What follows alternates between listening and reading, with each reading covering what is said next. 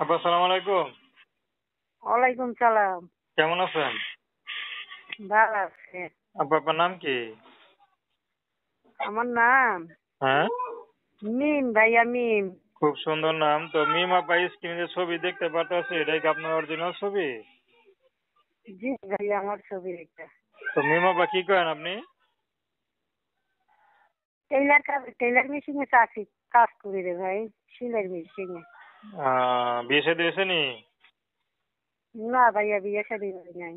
বিয়ে শাদী হয় নাই। তো এত কষ্ট করে ইউটিউবে আসলেন কি জন্য?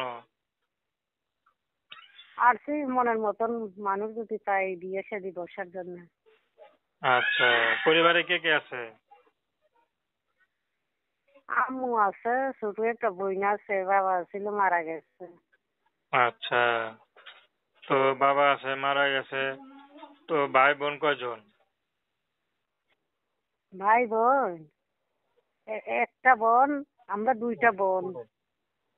আচ্ছা, তো ইনকাম কি আপনি একাই করেন না কেউ করে? না না, আমি দর্জি কাজ করি, কোনো মতন সংসার চলে। আচ্ছা, ওভাবে সংসার তো ভালো মন্দ কিছু খাইতে পারেননি? যে ভালো মন্দ কিছু খাইতে পারেন নাকি? কষ্ট হয় রে ভাই, টাকার জন্য তাই অনলাইনে নাম্বার দিতে চাই যে একটা পাত্র পাইলে বিয়ে শাদী বসার জন্য মনের মতন আচ্ছা, মানুষ। তো এই যে এত কষ্ট এত অভাব, তো এভাবে সংসারে কোনো ছেলে বিয়া করবো আপনারে?